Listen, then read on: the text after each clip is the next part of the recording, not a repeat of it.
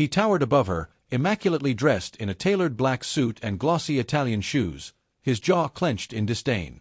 She knelt before him, soaking in dirty water, blue rubber glove dripping as she clutched her mop. The office was empty save for them, late night at Apex Tech Tower. The silence was broken only by the whir of distant servers. And then, she said it. "Please, Mr. Camden, you need to be careful. Your best friend isn't who you think he is." Before we continue, if you are watching our video for the first time, please bless and support us by hitting that subscribe button, turn on your notification bell to get notified for more, share to friends and loved ones who love respect and justice no matter the cost. Where are you watching from? Please tell us in the comments. We love seeing how far our story goes. And to our amazing 250+ subscribers, thank you for being part of our growth. We appreciate you. Now let's dive in. Nathan Camden, billionaire tech mogul, founder of Apex Tech, stared down at the janitor with visible discomfort. Her name tag read Cynthia, and her eyes were red from the ammonia and fatigue, but her voice held no tremble, just quiet urgency. He scoffed. "You're on your knees, mopping my floor at midnight, and you're lecturing me on my friends?" Cynthia looked up, unblinking. "I know this is crazy, but I saw things. I hear more than you think. That man, Logan, isn't your friend." He took a slow step back, arms folded. "You eavesdropped too?" "Not by choice. I was cleaning conference room B 2 nights ago. They thought the room was empty." "They?" "Logan and 2 men in suits. They were talking about selling access. Not just code, biometric access." "Yours?" Nathan blinked. His silence lasted a beat too long.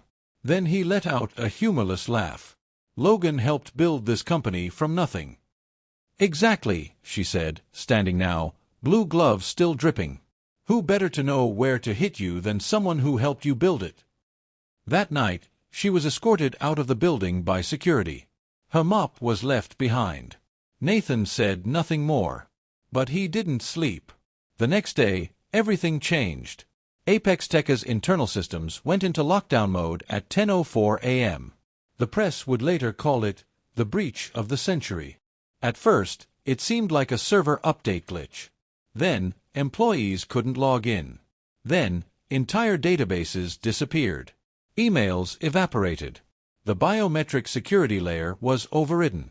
Apex Tech's AI project, Project Osiris, was compromised. Nathan Camden's access card failed when he tried to enter the lab. So did his fingerprint scan. Facial recognition rejected him. Then came the call. "Camden." "You were warned," said a voice. "It wasn't Logan." "You've built a brilliant empire," the voice continued, synthetic and blurred. "But like all empires, you forgot one thing. Trust can't be automated." The call ended. In less than 3 hours, Apex Tech stock dropped by 37%. Government contracts were frozen. News vans parked outside. Shareholders screamed. Board members panicked. Logan vanished. No one could reach him. Nathan sat alone in his office, fingers trembling, rewatching security footage. Frame by frame, he followed Logan walking into the core lab at 2:17 a.m. The biometric logs matched. But the footage didn't show how he got access. It shouldn't have been possible. Then he remembered her. The janitor. Cynthia. He pulled up employee records. Her file was sparse. She worked nights. No formal education past high school. Former military, dishonorably discharged. That was unusual. He called HR. "Why was she discharged?" "No details, sir." Sealed file. He called security. "Bring her in." But Cynthia was already gone. Her locker was empty. Her uniform dumped in the trash. And yet, 2 hours later, a flash drive was mailed to Nathan's private address. No return label. No fingerprints. On it was a single file, a video. It began with Cynthia speaking directly into the camera, sitting in a dim motel room. "If you're watching this, things went bad. Logan isn't just trying to hurt you, he's trying to erase you." She leaned forward. "He's using what you created against you. Osiris was never secure. He helped design its loopholes. He has access to the shadow port. You need to shut it all down. Emergency command line only. I left you the access phrase. Then came the twist. The camera shifted. In the background was Logan, tied to a chair, gagged. Alive. Eyes wide. Cynthia's voice resumed. He's not the one behind it. He's a puppet. The real traitor? Check your board. Richard Vaughn. He's the one pulling strings. Logan found out and tried to stop him. I got to him first. Nathan's hand trembled as he opened the folder marked Access. There was a phrase. Echo Mirror 17. He ran to the underground lab. Past the guards. Into the core terminal. Command line access, he said breathlessly. The interface blinked. Enter phrase. He typed, Echo Mirror 17. The system paused. Then initiated rollback protocol. Firewalls reactivated. Ghost access revoked. Osiris rebooted. 2 hours later, Apex Tech stabilized. Media outlets hailed it as a partial miracle. But the board was in turmoil. Nathan called an emergency meeting. Richard Vaughn entered late. Calm. Too calm. Richard, Nathan said, voice cold. We need to talk about what Cynthia found. Richard chuckled. A janitor's word. Plus surveillance. Plus confessions. Richard paused. Then smirked.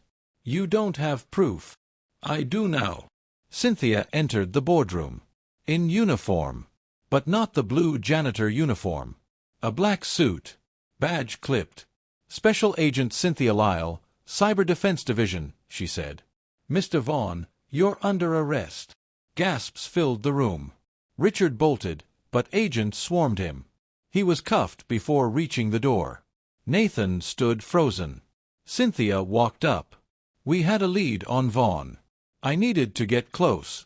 So I cleaned toilets and mopped floors. You never noticed me. But I noticed everything. Nathan slowly nodded. I owe you more than I can say. She gave a small smile. Just remember, not all intelligence wears a badge. Some of it wears blue gloves. He laughed. For the first time in days.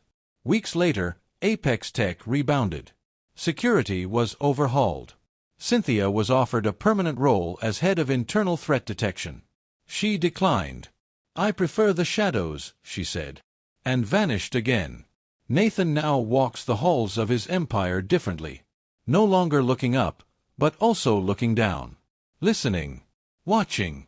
He keeps her mop in a glass case in his office. A reminder that sometimes the one person who saves you is the one you overlooked. Moral lesson. Never judge someone's value by their title or uniform. Wisdom, integrity, and courage often come from the most unexpected places. This story was proudly brought to you by Elliot Stories. Catch you on the next one. Thanks so much for trusting Elliot Stories.